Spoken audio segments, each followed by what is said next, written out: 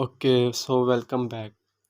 In our previous videos, we talked about YouTube video title optimization. Okay, so in this video, we are going to do the same for the YouTube thumbnail. Okay, in video title optimization, we just renamed that video title with our main searchable keywords. Okay, so I will do the same for my YouTube thumbnail. I will rename it with those high rank and most searchable keywords. Okay, so that YouTube will promote our video.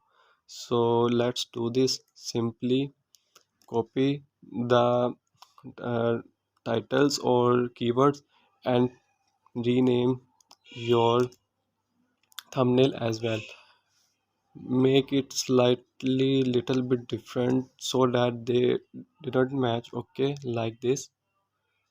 So this is all about your thumbnail image optimization.